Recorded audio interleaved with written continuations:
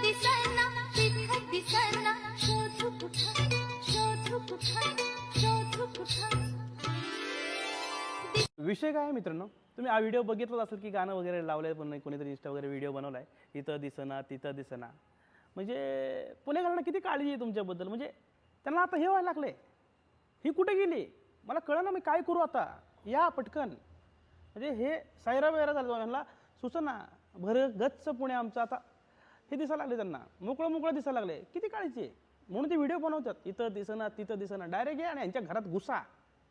ज्यांनी ज्यांनी व्हिडिओ बनवले त्यांच्या घरात घुसा, फराळ करा, आनंद घ्या, दिवाळी मस्त त्यांच्यासोबत बनवा. पटकन या, मी एवढीच विनंती करतो, पटकन या तुम्ही पुण्यात. हडपसरमध्ये या, जंगली महाराज रोडे, विमाननगर, म्हणजे अख्खा पुण्यात करून टाका सगळीकडं.